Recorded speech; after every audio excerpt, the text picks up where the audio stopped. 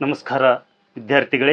BA ಪ್ರಥಮ semester SCP ರಾಜ್ಯಶಾಸ್ತ್ರ ಪತ್ರಿಕೆಯಾದಂಥ ರಾಜ್ಯಶಾಸ್ತ್ರದ ಮೂಲ ಪರಿಕಲ್ಪನೆಗಳು ಇದರಲ್ಲಿ ಬರ್ತಕ್ಕಂಥ 5ನೇ ಘಟಕದ 1ನೇ ಅಧ್ಯಾಯವಾದ ಪ್ರಜಾಪ್ರಭುತ್ವದ ಪರಿಕಲ್ಪನೆಯ ಕುರಿತು ಚರ್ಚಿಸೋಣ.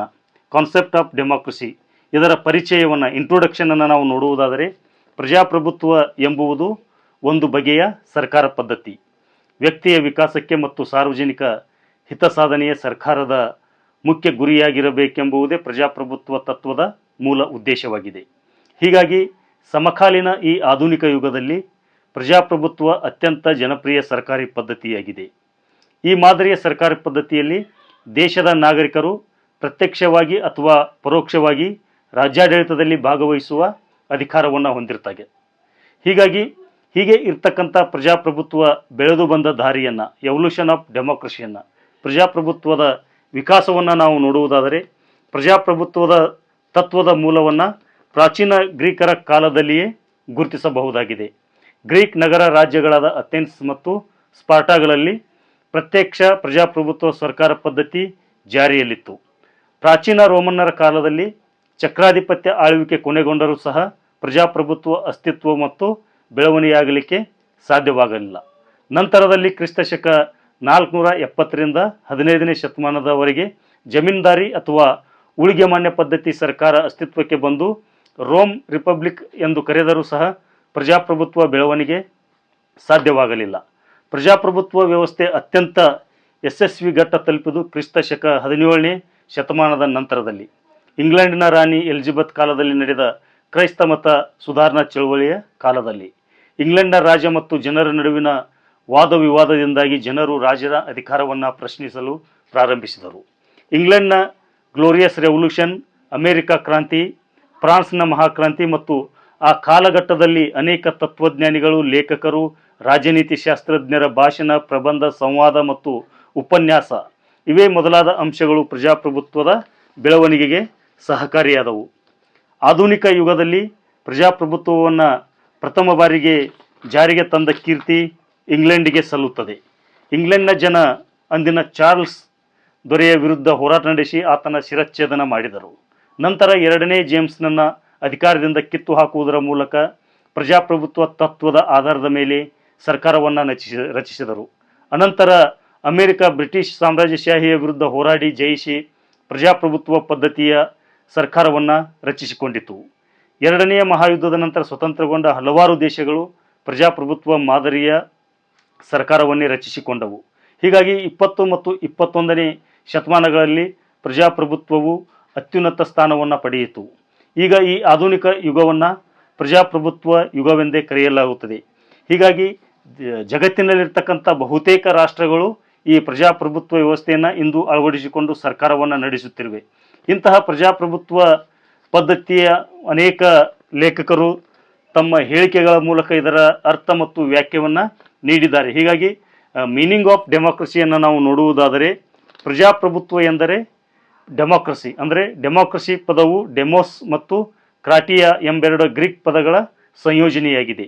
ಡೆಮೋಸ್ ಎಂದರೆ ಜನತೆ, ದಿ ಪೀಪಲ್. ಕ್ರಾಟಿಯಾ ಎಂದರೆ ಅಧಿಕಾರ ಅಥವಾ ಶಕ್ತಿ, ದಿ ಪವರ್. ಆದ್ದರಿಂದ ಡೆಮಾಕ್ರಸಿ ಎಂದರೆ ಜನತೆಯ ಅಧಿಕಾರವಾಗಿದೆ. ಪ್ರಜಾಶಕ್ತಿ, ಜನಬಲ, ಪ್ರಜೆಗಳೇ ಪ್ರಭುಗಳು ಎಂಬುದನ್ನು ಇದು ಸೂಚಿಸುತ್ತದೆ. ಪ್ರಜಾಪ್ರಭುತ್ವದಲ್ಲಿ ಪ್ರಜೆಗಳೇ ಪ್ರಭುಗಳು. ಹೀಗಾಗಿ ಪ್ರಜಾಪ್ರಭುತ್ವ ಎಂಬ ಪದವನ್ನು ಪ್ರಥಮವಾಗಿ ಬಳಸಿದ ಕೀರ್ತಿ ಗ್ರೀಕ್ ತತ್ವಜ್ಞಾನಿಯಾದ ತುಸಿಡೈಡ್ಸ್ಗೆ ಸಲ್ಲುತ್ತದೆ. ಹೀಗೆ ಇರ್ತಕ್ಕಂಥ ಪ್ರಜಾಪ್ರಭುತ್ವ ವ್ಯವಸ್ಥೆಯ ಕುರಿತು ಹಲವಾರು ಲೇಖಕರು ತಮ್ಮದೇ ಆದಂಥ ವ್ಯಾಖ್ಯೆಗಳನ್ನು ನೀಡಿದ್ದಾರೆ. ಅವುಗಳನ್ನು ನೋಡುವುದಾದರೆ, ಅಬ್ರಹಾಂ ಲಿಂಕನ್ ಅವರ ಪ್ರಕಾರ ಪ್ರಜೆಗಳಿಂದ ಪ್ರಜೆಗಳಿಗಾಗಿ ಮತ್ತು ಪ್ರಜೆಗಳಿಗೋಸ್ಕರ ಇರುವ ಸರ್ಕಾರವೇ ಪ್ರಜಾಪ್ರಭುತ್ವ ಎಂದಿದ್ದಾರೆ. JS ಮಿಲ್ ಅವರ ಪ್ರಕಾರ ಪ್ರಜಾಪ್ರಭುತ್ವ ಸರ್ಕಾರದ ಒಂದು ರೂಪ. ಇದರಲ್ಲಿ ಇಡೀ ಜನರು ಅಥವಾ ಬಹುಸಂಖ್ಯೆಯ ಜನರು ಆಡಳಿತ ಅಧಿಕಾರವನ್ನು ಚಲಾಯಿಸುತ್ತಾರೆ ಎಂದು ಹೇಳಿದ್ದಾರೆ. ಡಾಕ್ಟರ್ BR ಅಂಬೇಡ್ಕರ್ ಅವರು ಪ್ರಜಾಪ್ರಭುತ್ವ ಸರ್ಕಾರವು ಸಮಾಜದ ಪ್ರಜಾಸತ್ತಾತ್ಮಕ ರೂಪವನ್ನು ಊಹಿಸುತ್ತದೆ ಎಂದು ಅಭಿಪ್ರಾಯಪಟ್ಟಿದ್ದಾರೆ. ಜವಾಹರ್ಲಾಲ್ ನೆಹರು ಅವರು ಪ್ರಜಾಪ್ರಭುತ್ವ ಮತ್ತು ಸಮಾಜವಾದ ಸಾಮಾಜಿಕತೆಯ ಗುರಿಯಾಗಿರದೆ ಗುರಿಯನ್ನು ಸಾಧಿಸುವ ಸಾಧನಗಳಾಗಿವೆ ಎಂಬ ತಮ್ಮ ಅಭಿಪ್ರಾಯವನ್ನು ಈ ವಾಕ್ಯದ ಮೂಲಕ ವ್ಯಕ್ತಪಡಿಸಿದ್ದಾರೆ. ಹೀಗೆ ಬೆಳವಣಿಗೆ ಹೊಂದಿ ಜಗತ್ತಿನಲ್ಲಿ ಅತ್ಯಂತ ಯಶಸ್ವಿ ಜನಪ್ರಿಯ ಆಡಳಿತ ಪದ್ಧತಿಯಾಗಿ ಹೊಂದಿರತಕ್ಕಂಥ ಪ್ರಜಾಪ್ರಭುತ್ವದ ಪರಿಕಲ್ಪನೆಯ ಬಗ್ಗೆ ನಾವು ನೋಡುವುದಾದರೆ, ಕಾನ್ಸೆಪ್ಟ್ ಆಫ್ ಡೆಮೋಕ್ರಸಿ ಬಗ್ಗೆ ನೋಡುವುದಾದರೆ, ಪ್ರಜಾಪ್ರಭುತ್ವದಲ್ಲಿ ಶಕ್ತಿಯ ಅಥವಾ ಅಧಿಕಾರದ ಮೂಲವೆಂದರೆ ನಾಗರಿಕರು. ಜನರ ಇಚ್ಛೆ ಇರುವವರೆಗೆ ಸರ್ಕಾರ ಅಧಿಕಾರದಲ್ಲಿ ಇರುತ್ತದೆ. ಇಲ್ಲಿ ಸಾರ್ವಜನಿಕ ಇಚ್ಛೆಯೇ ನಿರ್ಣಾಯಕವಾಗಿರುತ್ತದೆ. ಪ್ರಜಾಪ್ರಭುತ್ವ ಜನರಿಗೆ ರಾಜಕೀಯ ಸಮಾನತೆಯನ್ನು ನೀಡುತ್ತದೆ. ಕಾನೂನಿನ ಮುಂದೆ ಎಲ್ಲರೂ ಸಮಾನರು ಎಂಬ ತತ್ವವನ್ನು ತಿಳಿಸುತ್ತದೆ.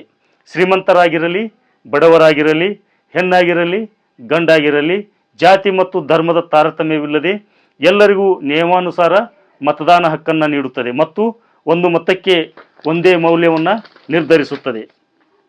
ಪ್ರಜಾಪ್ರಭುತ್ವ ವ್ಯವಸ್ಥೆಯಲ್ಲಿ ಯಾರೂ ಕಾನೂನಿಗಿಂತ ಮೇಲಲ್ಲ.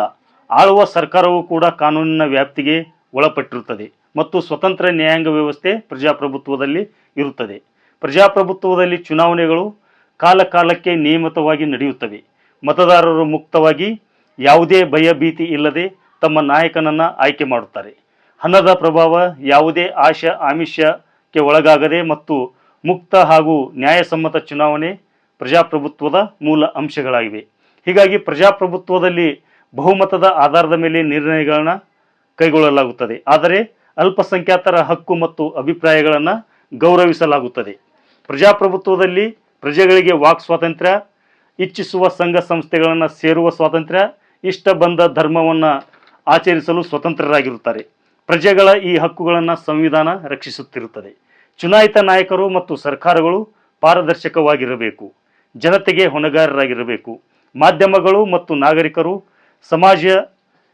ಈ ಒಂದು ನಾಗರಿಕ ಸಮಾಜವೂ ಸಹಿತ ಪ್ರಜಾಪ್ರಭುತ್ವದಲ್ಲಿ ಹೊಣೆಗಾರಿಕೆಯನ್ನು ನಿಭಾಯಿಸುತ್ತದೆ. ಇದರ ಜೊತೆಗೆ ಜಗತ್ತಿನ ಬಹುತೇಕ ರಾಷ್ಟ್ರಗಳು ಈ ಒಂದು ವ್ಯವಸ್ಥೆಯನ್ನು ಅಳವಡಿಸಿಕೊಂಡು ತಮ್ಮ ಒಂದು ರಾಜಕೀಯ ಆಗಿರ್ಬೋದು, ಸರ್ಕಾರ ಆಗಿರ್ಬೋದು, ದೇಶವನ್ನು ಮುನ್ನಡೆಸುತ್ತಿರುವ ಹಿನ್ನೆಲೆಯಲ್ಲಿ ಈ ಪ್ರಜಾಪ್ರಭುತ್ವವನ್ನು ಅಳವಡಿಸಿಕೊಂಡಿರ್ತಕ್ಕಂಥ ಪ್ರಮುಖ ದೇಶಗಳನ್ನು ನಾವು ಉದಾಹರಣೆಯಾಗಿ ನೋಡುವುದಾದರೆ ಭಾರತ, ಅಮೆರಿಕ, ಇಂಗ್ಲೆಂಡ್, ಜಪಾನ್ ಮತ್ತು ಕೆನಡಾ ದೇಶಗಳು ಪ್ರಜಾಪ್ರಭುತ್ವ ಆಡಳಿತ ಪದ್ಧತಿಯನ್ನು ಅನುಸರಿಸುತ್ತಿವೆ.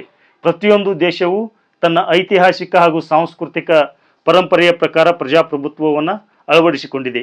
ಹೀಗಿರ್ತಕ್ಕಂಥ ಪ್ರಜಾಪ್ರಭುತ್ವವನ್ನು ನಾವು ಅಂತಿಮವಾಗಿ ಈ ಪ್ರಜಾಪ್ರಭುತ್ವ ಪರಿಕಲ್ಪನೆಯ ಬಗ್ಗೆ ಹೇಳುವುದಾದರೆ, ಪ್ರಜಾಪ್ರಭುತ್ವ ಕೇವಲ ಒಂದು ಆಡಳಿತ ರೂಪ ಅಷ್ಟೇ ಅಲ್ಲ, ಅದು ನಾಗರಿಕರ ಜೀವನ ಶೈಲಿಯೂ ಆಗಿದೆ. ಜನರ ಪಾಲ್ಗೊಳ್ಳುವಿಕೆ, ಸಮಾನತೆ, ಸ್ವಾತಂತ್ರ್ಯ ಮತ್ತು ನ್ಯಾಯ ಪ್ರಜಾಪ್ರಭುತ್ವದ ಪ್ರಮುಖ ಅಂಶಗಳಾಗಿವೆ. ಈ ಪದ್ಧತಿ ನಾಗರಿಕರಿಗೆ ಅಧಿಕಾರ ನೀಡುತ್ತದೆ, ಸರ್ಕಾರದ ಮೂಲಕ ರಾಷ್ಟ್ರೀಯ ಅಭಿವೃದ್ಧಿಗೂ ಸಹಕರಿಸುತ್ತದೆ. ಧನ್ಯವಾದಗಳು.